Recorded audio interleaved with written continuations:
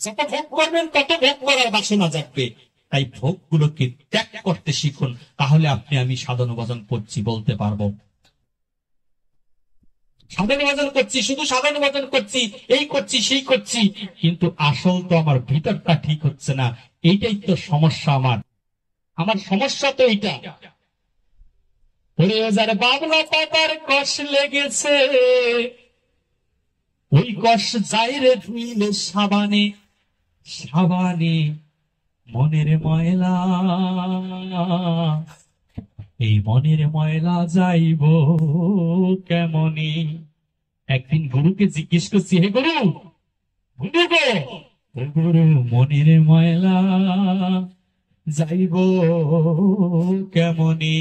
মনে অনেক ময়লা জমেছে, এই ময়লাগুলো কিসে যাবে? তাই তো সাধুগুরু বৈষ্ণবের সঙ্গের কথা বলা হয়েছে।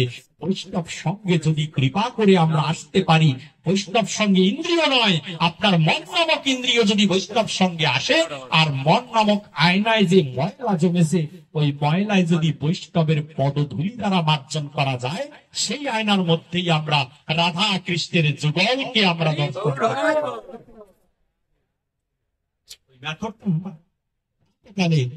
থেকে উঠে শুধু হরিনাম করতেন।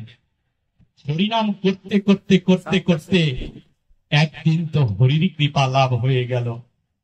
ওই নবদ্বীপের ঘটনা বলছি। আমার গৌরাঙ্গ মহাপ্রভু এই নবদ্বীপ জগন্নাথ জগন্নাথ সিদ্ধ জগন্নাথ বাবাজি বৃন্দাবনের সিদ্ধ জগন্নাথ বাবাজি বৃন্দাবন ছেড়ে আসছেন বৃদ্ধ বয়সে। যখন বৃন্দাবনের বাহিরে চলে আসলেন, তখন বাবাজিকে জিজ্ঞেস করছে, বাবাজি কোথায় যাও? বলছে নবদ্বীপে যাই। কেন নবদ্বীপে যাও? বলছে নবদ্বীপে এজন্যই যাই, নবদ্বীপ হচ্ছে ক্ষমার ভূমি।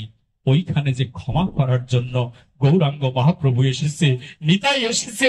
ওই নবদ্বীপে যদি যাই, ওই মানব জীবনের ক্ষমা পেয়ে যাব। সেই ক্ষমার ভূমিকে পদার্পণ করার জন্য সিদ্ধ জগন্নাথ বাবাজি বৃন্দাবন থেকে নবদ্বীপে চলে এসেছেন। সেই নবদ্বীপের মাটিকে ধন্য করে একটা মেথরকে কৃপা করে দিলেন গৌরাঙ্গ মহাপ্রভু। ওই মেথরের শুধু একটা গুণ ছিল, ওই মেথর সব সময় হরিদাসকে নিয়ে চিন্তা করতেন। হরিদাস কেমন, হরিদাস কেমনি এত বড় বৈষ্ণব হলো, হরিদাসকে কিভাবে ভগবান কৃপা করো।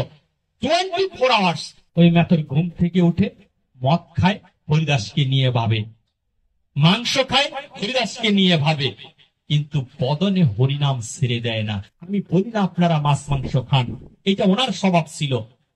যখন হরিদাসকে নিয়ে ভাবছে ভাবছে ভাবছে ভাবতে ভাবতে প্রাতকালে গভীর শীতের রাত্রি, সেই গভীর শীতের রাত্রিতে নিজের কর্ম করার জন্য ময়লার ড্রেনের মধ্যে নেমে যায় এই মেথর।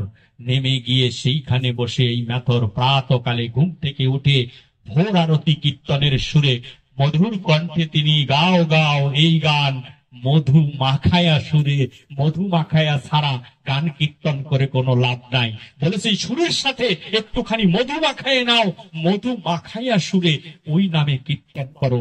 প্রাতকালে যখন মধুমাখা সুরে, যখন মধুমাখা হরিনাম কীর্তন করছে, শিবাসঙ্গনে পতিত পাবন হরি আমার শ্রীমান শ্রীকৃষ্ণ চৈতন্য মহাপ্রভু ডেকে ডেকে শ্রীবাসকে বলছে, ওরে শ্রীবাস, আমার ঘরের দরজাটা খুলে দে।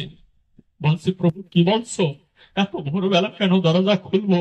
বলছে, শ্রীবাস, তুই কি শুনতে পাস না মধুমাখা হরিনামের কীর্তন যেন কোন বৈষ্ণব করছে? ওই কীর্তন শ্রবণ করার বড় বাসনা হয়েছে, আমাকে গেটটা খুলে বের করে দে। তখন শ্রীবাস ভগবানকে চেক করার জন্য গেটটা একটু দেরি করে খুলছিলেন।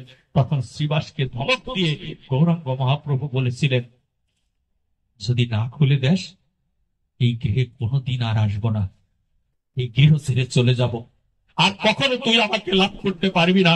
তৎক্ষণাৎই এই শ্রীবাস ঠাকুর ঘরের দরজাটা খুলতে গিয়ে খুলতে পারলেন না, ওই ভাঙা ঘরের দরজাটাকে ভেঙে দিয়ে গৌরাঙ্গ মহাপ্রভুকে বের করে দিলেন। যখন বের করে দিয়েছে, অন্ধকার শীতের রাত্রি, শীতের রাত্রিতে পাগলের মতো ছিন্ন একটা বসন করা, সুন্দর কপালে সুন্দর তিলক, সুন্দর নামাবলী গায়ে, দুই বাহু তুলে জীবের দাঁড়ে দাঁড়ে গৌরা হরি নাম বিলায়। গৌর আমার ঘর থেকে বেরিয়ে গেল।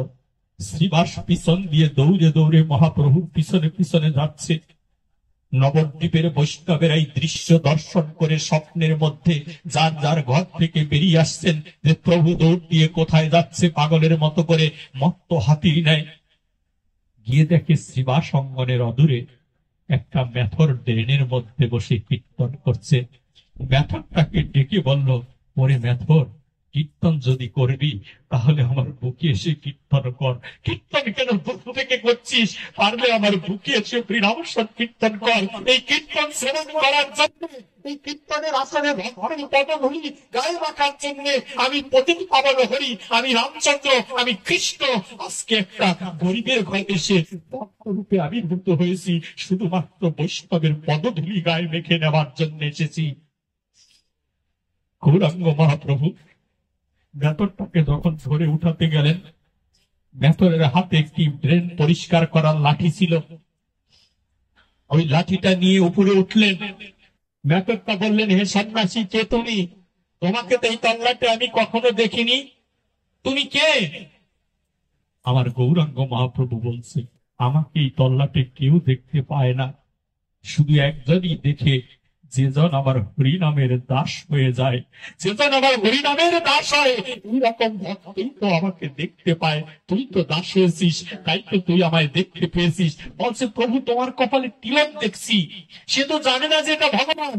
বলছে, তোমার কপালে তিলক দেখছি, মনে হয় তুমি স্নান করেছো, মনে হয় তোমার শরীরটা পবিত্র। প্রভু, তুমি কেন এই অপবিত্র ব্যক্তিটাকে ধরতে চাচ্ছ? তুমি কি জানো না আমি অপবিত্র? নিমাই বললেন, যার হয়েছে নামে রুচি, সে হয়েছে সর্বশ্রেষ্ঠ সূচি। তোর নামে যে রুচি হয়েছে, তাই তো তুই হচ্ছিস সূচি। যে নর্দমাকে তুই নোংরা বলছিস, এই নর্দমা নোংরা নয়, নর্দমার চেয়ে বেশি নর্দমা হচ্ছে তোর হৃদয়ের মাঝে। হৃদয়ের ময়লাগুলো তোর দূর কর। এর চেয়ে বড় ময়লা নেই। ওই ময়লাগুলো সাবান দিয়ে ধুতে পারবি, কিন্তু হৃদয়ের ময়লা তুই সাবানে কোনোদিন ধুতে পারবি না। হৃদয়ের ময়লা যদি ধুতে করতে হয়, একমাত্র স্বাধীন বৈষ্ণবের সঙ্গে আসলে, বৈষ্ণবের যদি কৃপা পাওয়া যায়, বৈষ্ণবের পদধূলি যদি আমাদের গায়ে মেখে নিতে পারি, তাহলে একমাত্র হৃদয়ের ময়লাগুলো দূরীভূত হয়ে যাবে।